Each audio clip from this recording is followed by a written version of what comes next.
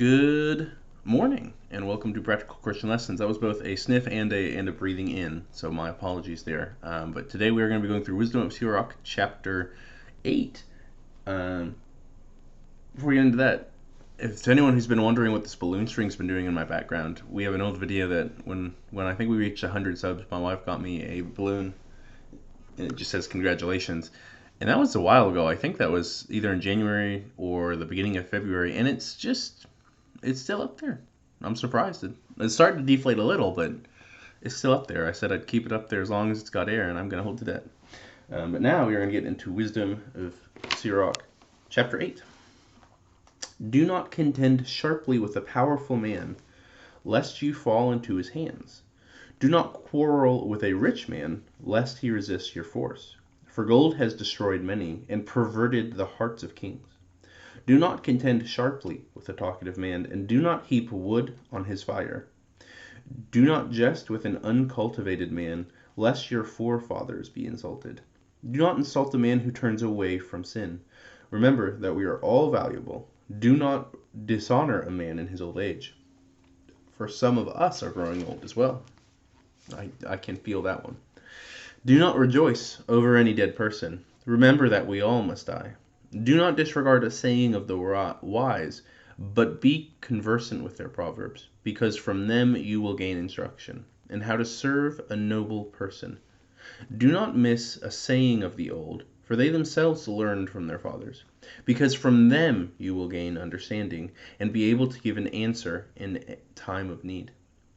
Do not kindle the coals of a sinner, for you may be burned by his flame.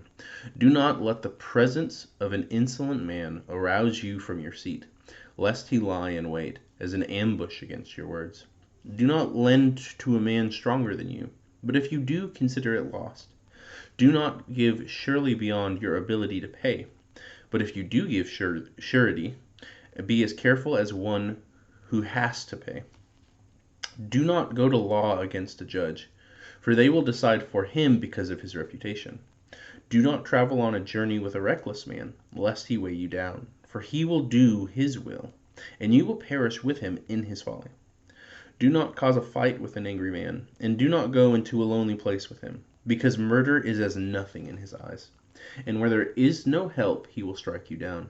Do not consult with a fool, for he will not keep a matter confidential.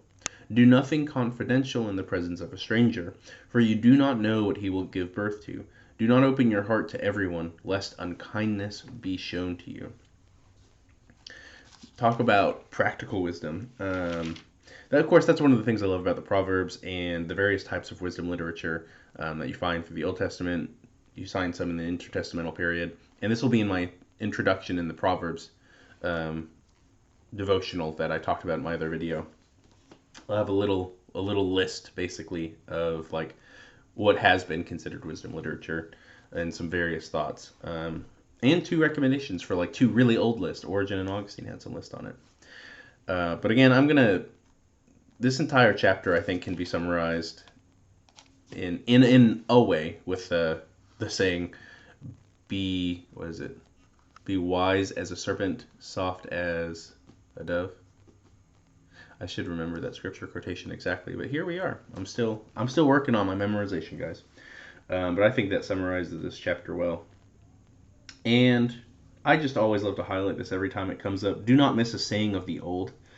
It comes up right in the Proverbs. Listen to the wise, listen to the elders. You'll see it in other spots throughout the Bible. Listen to your elders, respect your elders. I know that respecting our elders in many places isn't necessarily always like a big issue. I know there's plenty of places where it is a big issue, where you don't have people respecting their elders. I certainly had issues respecting my elders, unfortunately, when I was younger. I didn't understand them, I didn't appreciate them, and I was a fool. But, who's not a fool when they're young? And old, I guess, I definitely still feel like a fool many days. But I know our culture definitely has this thing about, like, the new. We got to focus on the new. That's what's good. That's what's intelligent. That's what's smart. That's the thing we got to hold on to and learn about. Then that's been a really big problem. Not that progressing into the future, right, new technology, new ideas, not that these are always bad things. But when your focus is on the new and you forget the old has a lot of value. There's a lot of value in history. There's a lot of value in our past, in learning from our elders, from learning from people who have just lived longer lives and learned from that. There's a lot of wisdom in that, and that can temper. Right, we've made a lot of mistakes rushing into technology like we have. There have been a lot of consequences for the world, for societies, for cultures, because we've just rushed into these things head first without thinking about the consequences. And some of them we couldn't have foreseen. There's no way we could have known some of the consequences, but now we are aware of them, so that should cause us to just slow down a little bit. And every time new technology comes out or people are thinking about making new things, we should be like, okay, what are the consequences of this? What are the potential consequences of it? What are things like this done to culture and society positively and negatively? And just start evaluating, are these things worth making? Are they worth putting restraints on? Are they worth maybe doing more or less with? Are they worth putting into specific fields? These are things we kind of, I think, need to just discuss a little bit more and think about as people, as societies, as cultures. Our little commentary today is also, I guess, a cultural commentary. But with that, I'm going to finish up. We'll see you guys tomorrow for chapter 9. Have a wonderful day and God bless.